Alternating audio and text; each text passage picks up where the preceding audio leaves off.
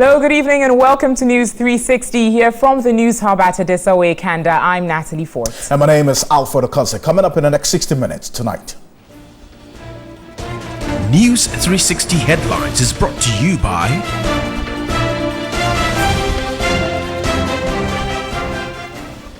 16 persons so far arrested in connection with murder of Captain Mahama at Dentra Boase in the Central Region.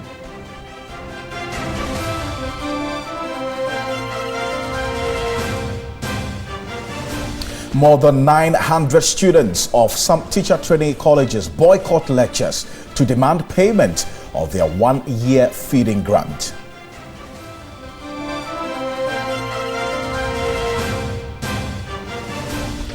Also in the bulletin, President Akufo-Addo receives letters of credence from some 6 ambassadors at the Flagstaff House in Accra.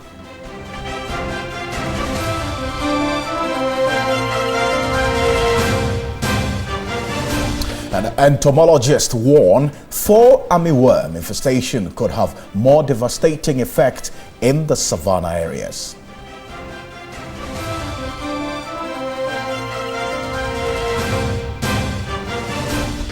And coming up in business, Ghana expected to make electronic payments default payments for taxes, levies and fees across all public institutions.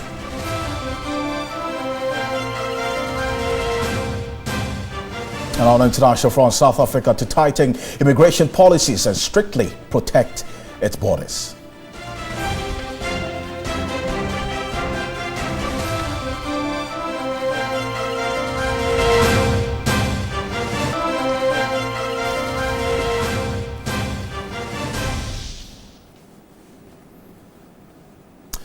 We'll bring you all these and more in the next 60 minutes tonight. Our first story this evening, where we'll get you to the University Teachers Association of Ghana, UTAG, has lauded the military for exercising restraint and discipline after hearing the death of late Captain Mahama. The national president of UTAG, Dr. Harry Agbano, called on the police service to speed up with investigations to reduce the anxiety amongst Ghanaians. UTAG says its members nationwide were devastated after viewing on social media the gruesome murder of the military officer, describing the act as barbaric. The association has therefore lauded the efforts by the Ghana Police Service to commence investigations into the incident. But the national president, Dr. Harry Agbano, pleaded with the police service to speed up with investigations. He was of the view outcomes of the investigations should be properly implemented without fear or favor. If people know that when criminals or lawbreakers are sent to court, are taken to the judicial system, they will receive proportionate punishment for the crimes they commit. I don't think that people will decide that whoever we consider to be a criminal would exert our own punishment on that individual. Already, the Ghana Armed Forces have been incensed after the death of the captain. Some have even pleaded with the Chief of Defense Staff to allow the military to conduct its own investigations. But the president of UTAG said the restraint and discipline by the military is a good sign of transformation in the service. It is so natural, so normal for people to be angry over the dastardly killing of a friend. So rightfully, the soldiers have every right to be so angry yesterday. But it takes leadership to be able to, calm them down. So we salute the leadership of the Ghana Armed Forces. Meanwhile, it has implored Ghanaians not to politicize the issue. What happened is a national disgrace, and therefore all of us would have to come together to make sure, to think of what to do to stop this thing. Because it's uncivilized, it's barbaric, and it is taking us backward. 16 more persons have been arrested in connection with the gruesome murder of Captain Mahama at Dentra Boase. 5 of these arrests were made in Bono Ahafo and other parts of the country Thursday afternoon following intense police intelligence. Meanwhile, life is yet to return to the Dentra Boase community as those who fled are still in the wilderness. This is the small Dintra town where the act of extreme cruelty was meted out to the young captain of the Ghana Army. But for these women here, the entire community was without any life on Thursday, June 1. Not even a single animal was on site. This roadside market, about 2.5 kilometers away from the scene of crime, where some theories suggested an alarm was first raised about the deceased captain, also remained deserted. Evidence still abounded at the scene of the murder, yet the few women next to it were apprehensive.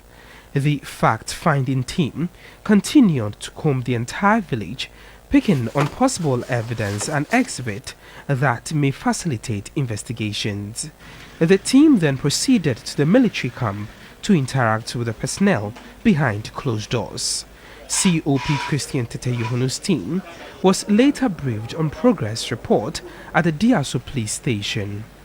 According to the unit commander, the military on Tuesday rounded up 88 female and 80 men, but handed over only 4 persons as the only possible suspect. The 5th suspect was later traced to a hospital before the assemblyman and the unit committee member turned themselves in together with a missing person. At least 8 more arrests were made at Asankragua, 2 in the Bunahafo and 1 in the Ashanti regions on Thursday. Several others were again being questioned at Diaso. It is good that we came to do some reconstruction of the scene. Our presence in the area, I believe, sent some reassuring message to the people that we are out there to do what we have to do. And I think at the end of the day, we would have had as many as possible of those who took part in this dastardly act. The Central Regional Police Commander, DCOP Reverend Ampabene, called for public support. The challenges are that these people have run away. I believe that they are staying with other people. Nobody should attempt to aid or to hide any of them. My appeal to the people of Ghana is that lynching is alien to Ghana culture. If they arrest any person whom they suspect that he has committed any crime, they should hand the person over to the nearest police station so that the necessary process of the law take its full course. Now, more than 900 students at some teacher training colleges in Accra have boycotted lectures to demand the payment of their one-year feeding grant. The students have warned that failure to release the amount will force them to picket at the Ministry of Education on Monday, June 5. The atmosphere at Accra College of Education was telling.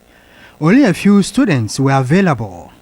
Some engaged in private studies, while others idled about. Some of the lecture halls had been closed, and there were no students in the few which were open. The president of the Students' Representative Council, Paul Boateng, said the boycott was to demand their one-year feeding grant. Right from January, we're supposed to be given the level 200s are supposed to be given for 2 semesters. The level 100s are supposed to give in first semester and this very semester. Our level 300s are also having about 3 areas to be cleared. The national leadership of the teacher trainees has directed all campuses to hoist red flags while students wear red armbands. At Accra campus, however, students were yet to comply with the directive, claiming that they were awaiting the third-year students to also join. The students had requested government to pay their feeding grant by the close of Friday, June 2, or risk picketing on Monday, June 5. We'll bring you more of that development in our subsequent bulletins. But away from that, burns, neglected and abandoned. That's the story of Kasim Suraj, a victim of the June 3 tragedy. 2 years after the disaster, he's yet to recover from the trauma. Irene Amesimeku visited him at the 37 Military Hospital and has come through with this report. It all started at about 10 p.m. The flood and fire disaster broke the heart of the nation.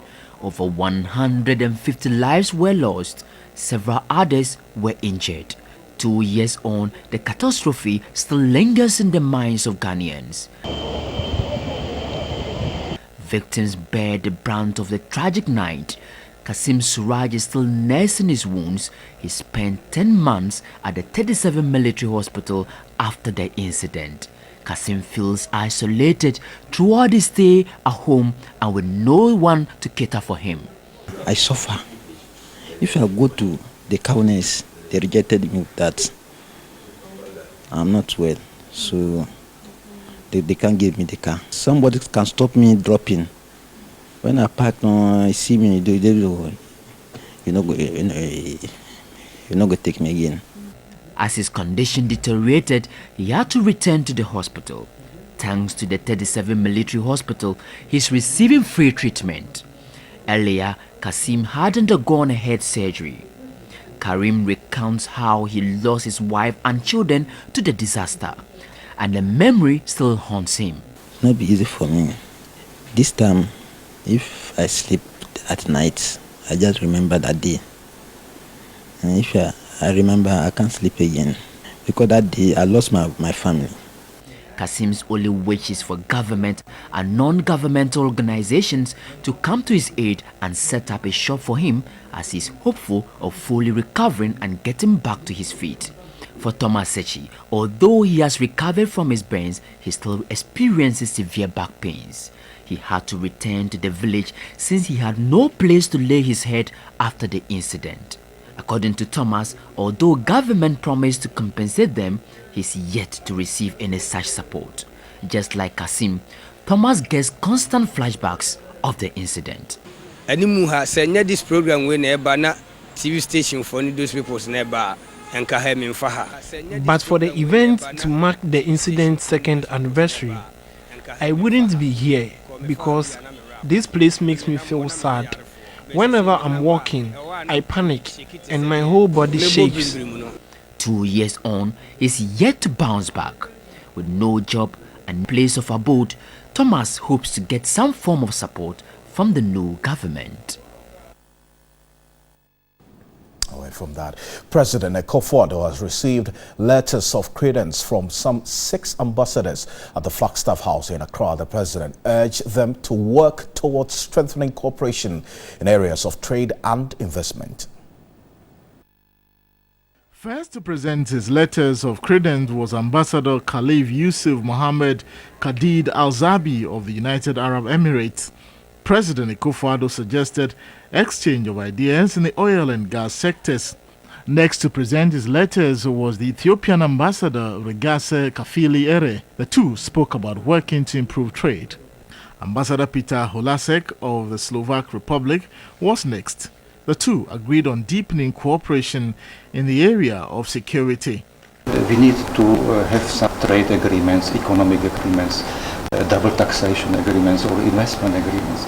And this would be very, very, very strong precondition to do and to fulfill and to promote relations between our countries. There are many areas we can cooperate. Ghanaians have now started going to school in Slovak. Want to intensify that process because I believe that in many areas, in engineering, technical education, we have much that we can benefit from. Also at the Flagstaff House to present their letters were Ambassador Andrzej Dicha of the Republic of Poland, Ambassador Stanislav Kumanzi of the Republic of Rwanda, and Ambassador Hawazi bin Daipi of Singapore. The Embassy of Peru in Accra has cautioned the government of Ghana to stamp out corruption if efforts at fighting galamsey is to succeed. The head of mission, Patricia Reyes, said illegal mining is undertaken by a cartel that can corrupt public officials in order to stay in business. Ghana and Peru have many things in common. Peru has a particular interest in gold prospecting, even though it has become the bane of development in these two countries. Just like Ghana, Peru is faced with the threat posed by illegal mining activities. Most of the country's farmlands and water bodies have been destroyed. Peru officials say it took strong political will to curb the menace in the last 2 years, reducing the activity to the barest minimum. In an exclusive interview with TV3 at her official inauguration in Accra, the new head of mission, Patricia Rais, welcomed the current Galamsey initiative but wants authorities to be vigilant. It's not easy, as Ghana knows, because it covers many sectors, many areas. It can cover illegal activities and try to bribe authorities, police, all kind of people. Patricia Rais again want the media to stay on course and ensure effective and unbiased dissemination of information to keep the entire nation behind the fight. Even if we have the experience in Peru, we cannot trespass, experiences from one country to the other exactly, because they are different realities. The only thing we can do, and that you have been doing already, is just to communicate everyone through the mass media, try to get to all the public, and try to make people conscious about the problem and about the pollution that is causing, to the waters of the country. Patricia Rais, who took over as head of mission in Ghana from Elliot Gaviria Valverde, pledged to strengthen and improve the bilateral relations between Ghana and Peru. Well, let's go into the courts now, because the Chinese woman who was facing charges of engaging in illegal mining has bail. Aisha Huang was granted bail after earlier attempts had failed. Justice Edward Ekobaden, in his ruling on the bail application filed by Aisha Huang and 5 others, said the prosecution failed to prove to the court how investigations were going to be affected if the bail application was granted. He again said the argument presented by the prosecution was vague and broad and would not convince any judge to keep suspects on remand, adding he had not demonstrated to which extent the investigations had traveled and when it was going to end. Although the court considered as weak arguments by the counsel of the accused persons to say Aisha Huang was sick, he went ahead to grant the 5 suspects bail, stating that the facts the prosecution presented before the court did not match the charges. He said the state also failed to perform its duties as expected, leaving some loopholes in the opposition of the bail application. Justice Edward Ekobaden cautioned parties involved in the case between the state and Aisha Huang and 4 other Chinese nationals he will not tolerate unnecessary applications that will call for frequent adjournments. Aisha Huang was granted bail to the tune of 500,000 cedis with 2 sureties, and the 4 others were granted bail with same amount with 1 surety each, who must all be of Ghanaian descent and residing in the country. They are also to report themselves twice a week to the Inspector General of Police and the Director General of the Immigration Service of Ghana or their appointed representatives. Still in the bulletin this evening. Entomologists warn fall armyworm infestation could have more devastating effect in the savanna areas.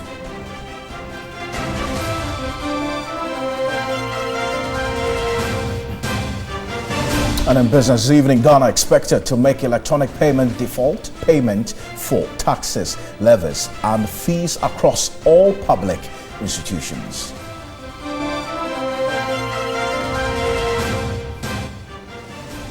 And on the international front, South Africa to tighten immigration policies and strictly protect borders.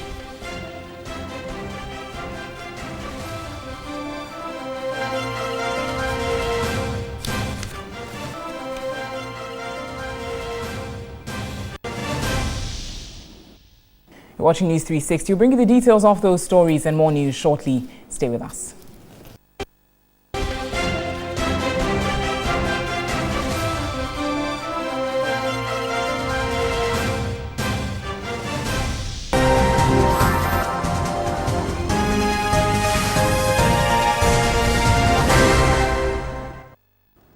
It's News 360. Thanks for staying with us. Let's do business now. My name is Nanikia Mensah. Starting with tonight, Vice President Dr. Mahamudu Bawumia says government is working to make electronic payment the default payment for taxes, levies and fees across all public institutions. Speaking at the 10th anniversary of GIBS, he said this will help government in the fight against corruption and improve revenue mobilization. Government has made its intentions clear to fight corruption in all spheres of public life, following growing concerns about the massive revenue loss to the state. It has indicated it is putting in place the necessary foundation to transform the economy by implementing a new digital address system and issuing new national ID cards before close of year.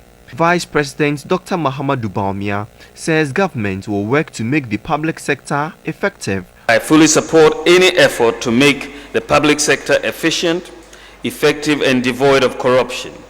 Indeed, it fits into the government's anti-corruption stance, and I can promise you that the government will get the public sector institutions to make electronic payments the default form of receiving taxes, levies and fees. He reiterated government's plan to make all payments at the ports electronic by September this year. It is obvious that the government's efforts to sanitize the country's entry ports and reduce the time spent clearing goods will be greatly enhanced if all payments at the ports are done electronically.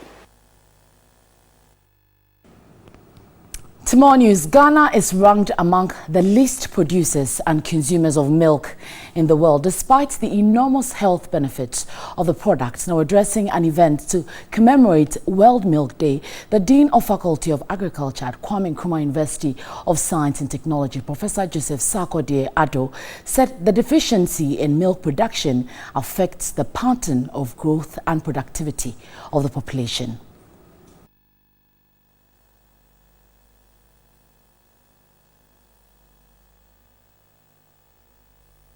According to dietitians, milk is an important part of a healthy, balanced diet.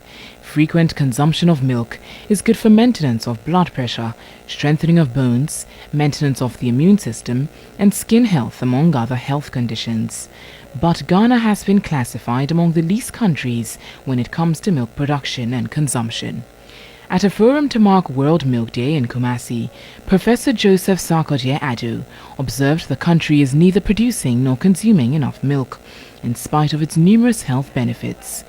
He said most Ghanaian children are not getting adequate nutrients they need to grow well because of low milk production. The medical people have given advice to nursing mothers that at least for a child to be healthy, the first 6 months must be purely breast milk.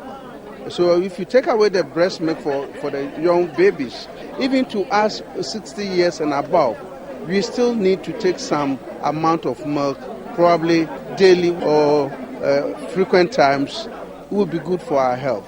Professor Sarkodie Addo emphasized the need for persons, irrespective of age, to consume milk on a frequent basis. In 2001, the UN Food and Agriculture Organization set aside June 1 as World Milk Day to recognize the importance of milk as a global food. The day provides an opportunity to bring attention to activities that are connected with the dairy sector.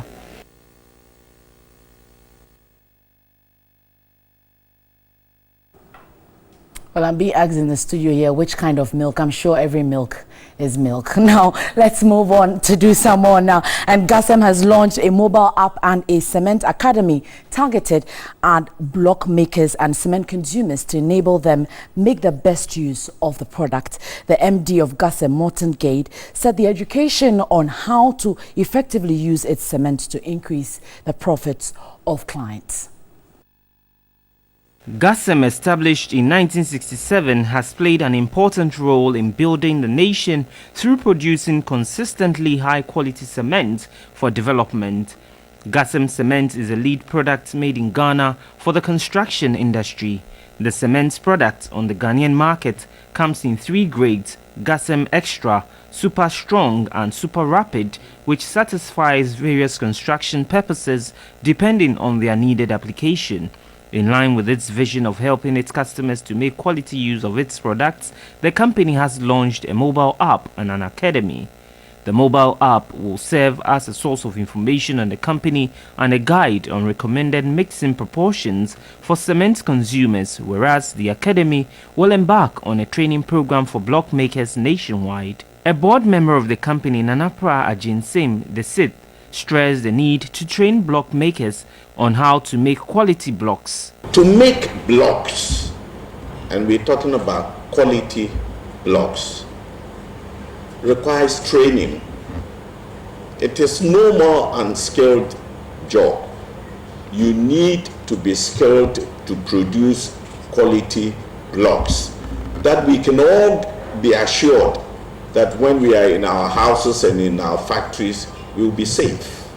The MD of GASEM, Morton Gade, said GASEM is in business to help its clients make profit. GASEM have 3 different products, 3 unique products, which are all optimal for different applications. And that's what we want you to learn more about through the Cement Academy, how to best optimize for your specific needs at that time. Commercial Director Philip Archer said all block makers in the 10 regions of the country has been identified and module designed to help them. GASEM has 2 cement grinding plants in Tema and Takrady and a network of sales offices and depots throughout the country.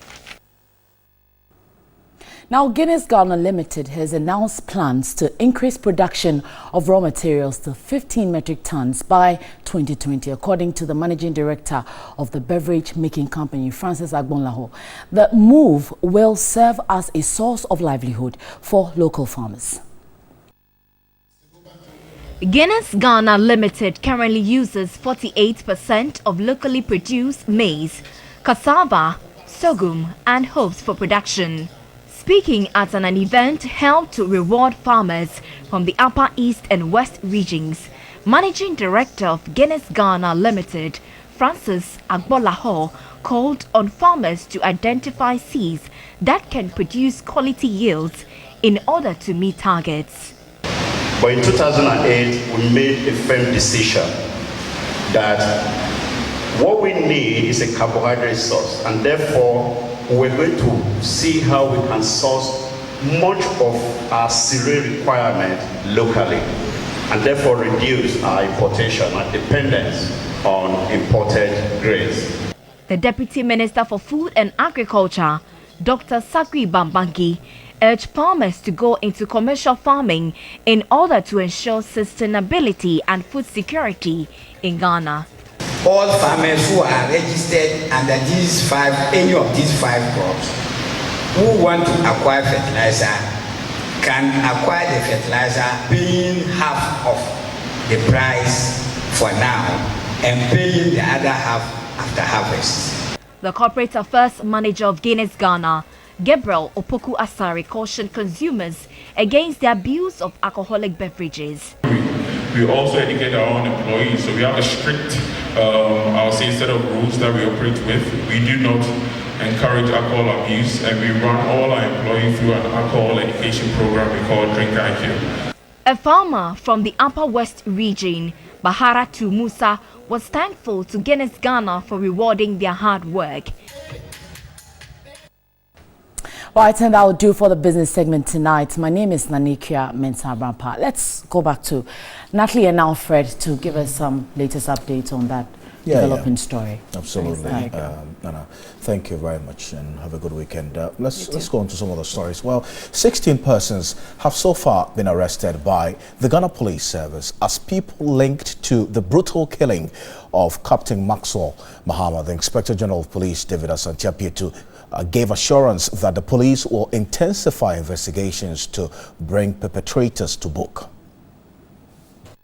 The killing of the late Captain Mahama informed the agenda of the press conference at the police headquarters.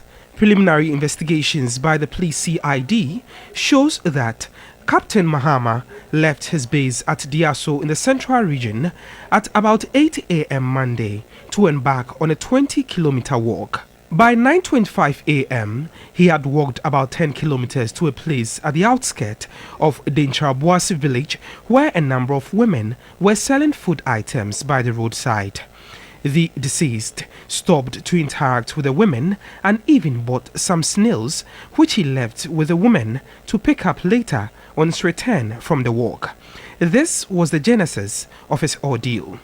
Soon after he left the women, one of them telephoned the assemblyman of Denchita Obuasi, William Ba, to report what they had seen. Without verifying the information, the assemblyman mobilized the townfolk to prepare to attack an armed robber who had been sighted by the woman who sold at the outskirts of the town. As soon as the assemblyman and his two-man team spotted the deceased with sidearm, they accosted him without giving him the opportunity to identify himself. He was finally killed at about 10 a.m. after an attempt to save his life by jumping from different motorbikes and a timber truck, all failed. The Inspector General of Police, David Asante Apietu, condemned the action and explained that whilst the police does its best to bring perpetrators to book, they will put strict measures in place to ensure that anyone who takes part in mob action faces the full rigors of the law.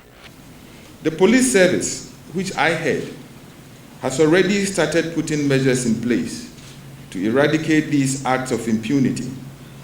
These measures include stern enforcement of the law, liaising with other relevant institutions to embark on massive public education, strengthening criminal investigations, and taking community policing to a higher level. All these are included in the major transformation agenda being pursued by the police to professionalize the service. The late captain had been in the town for 3 weeks to relieve a colleague who was inspecting galamsey activities. The woman who raised the alarm has been identified but is yet to be apprehended. The investigations is focused on persons whose actions caused the death of the deceased. And the family of the late Captain Adam Mahama has cautioned the public to stop politicizing his death. The family also want a monument erected in his memory as a symbol of the country's resolve to stop mob justice. They made the appeal when the Speaker of Parliament commiserated with them. The Speaker of Parliament was accompanied by the leaders of the House, the Parliamentary Service and some members of Parliament. Also present were the CDS, IGP, Interior Minister, former Chief of Army Staff and other state officials. The Charismatic Bishops' Conference as well as Bishop Doug Heward Mills of the Lighthouse Chapel, where the deceased fellowshipped, were also there to sympathize with their family. Uncle of the deceased Captain W02 Ibrahim Samet urged the public not to politicize the situation. This crime has no color. It can happen to anybody. Let's condemn it. The family want a monument to be built anywhere in Ghana on his behalf, so that in future this crime of this sort, we'll use that thing to remember that we in our lifetime we don't want to ever expect anything of this sort. The family spokesperson Zakaria Zakara Ahmed revealed the family was considering holding the funeral next week Friday, barring any obstacles, indicating it was subject to approval from the military high command. The Speaker of Parliament, Right Honourable Speaker Mike Okwei, consoled the family and promised the support of Parliament. Support of government, we expect that something will be done to take care of them, as a gesture of respect for a fallen hero. Leaders from both sides shared his sentiments, assuring the family the necessary steps would be taken to ensure a monument is erected in his honor. They also called on the military to avoid reprisal attacks. The Speaker later signed the Book of Condolence. In a related development, the Charismatic Bishops' Conference has condemned the gruesome killing of Captain Mahama, describing it as barbaric and inhumane. They want state authorities to enforce the law and ensure the fear of armed robbery that reportedly led to Captain Mahama's death is dealt with. The authorities should pay some attention to arresting this armed robbery situation so that people can take it out of their mind and are not as so afraid of it that such nasty parts of humanity come to the fore, and then they result in this sort of thing. The body is deposited at the 37 military morgue. All right, so some breaking news just coming through now. Apia Emmanuel, one of the suspected murderers of Captain Mahama, has been arrested at Seshi Jinase in the Seshi Wioso municipality of the Western region. He is at the Seshi Wioso Divisional Police Station as we speak now. So this is a breaking news just coming through. Apia Emmanuel, one of the suspected murderers of Captain Mahama, has just been arrested at the Seshi Jinase in the Seshi Wioso municipality of the Western region. Is currently at the Seshi Wioso at the Regional Police Command. So there's going to be a lot more on this in a subsequent bulletins here on TV3. Stay with us. We'll be back shortly.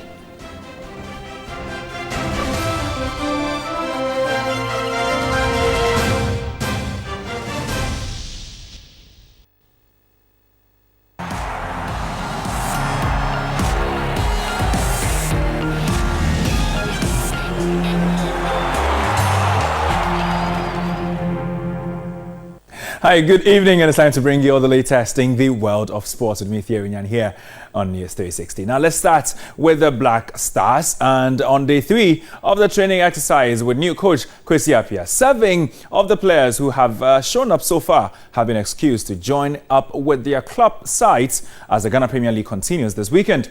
Among those who departed camp are Felix Annan, Joseph Addo, Winfo Kobna, and Samuel Safo.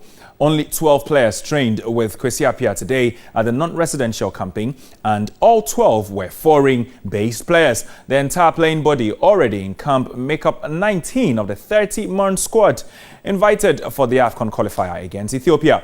Meanwhile, John Boy and Lumo Agbenyewu are the only 2 players who have joined the boys for today's training session.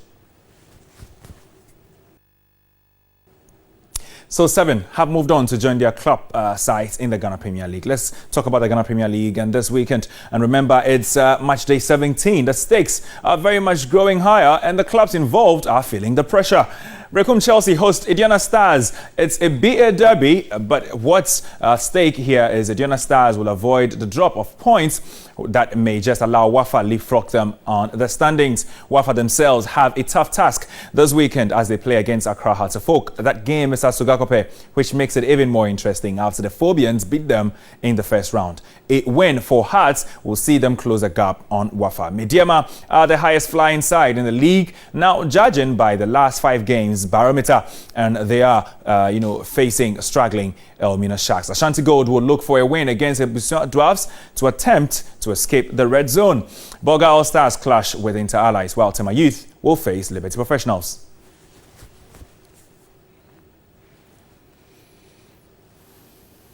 All right, now we move away from that, and on that Liberty Professionals knows, let's talk about them then. Michael Osei is the former Kotoko head coach, now at the helm of the Scientific Soccer Lads. He has been speaking to TV3 Sports, insisting his side are ready to rescue the slump. Right now, we are trying to escape from the relegation because we are in the relegation zone. So it's better we work very hard and make sure that we come out from the position we are now. So from right now going, I think every point is very important. We play against House of Folk and we got a 1 point because us is a very strong side at the moment. And it's a good achievement to play against them and get the 1 point. So like I was saying, every point right now is very important for us. So I and my guys, we are working very hard and make sure that every game we get a point or we get a point. Well, the next game is against Tema Youth, so we are looking forward. We are preparing very well because the Hearts game have given us a morale. So we are in confidence right now. So all we need to work very hard and make sure that we get a good result from against Tema in Tema. Over to you. And at the same news evening, Chenchembie Dimewu, composer Alhaji K. Frimpong, passed on many years ago, but his legacy still lives on. While his sons, Jesse Frimpong and Kwame Jesse Frimpong, also known as Kaboom, have all taken after their dad. They're all doing music. Also, Alright takes a look at the exploits of the high life legend's last son, Kaboom. With the same introduction, favorite rapper and tell me cause that's your correction. Almost like a crojin, me my infection. To me, Piemu pet no money enough attention. Better what the hell is this? Born Kwame Jesse Frimpong, Kaboom comes from a family that have been long involved in music making.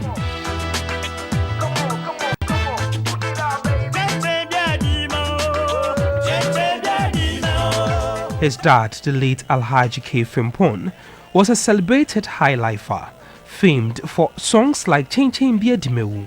Picking inspiration from his dad's exploit, Kaboom fell in love with music too, becoming the toast of all at a very tender age. Kaboom was about 12 years when he came to me. Kaboom, Kofi Kapong, and their elder brother, they came to me with a cassette full of rap. Like, yo, you these boys, shall I move free, uncle? Go home, go and read your books. When you finish school, you can come so we work. Me donate to rap, me a drop, come me a rap tonic. Kaboom later took his talent up a notch higher, cooking beats for other musicians and same time doing music. Most of my songs that I've done that people love is produced by him.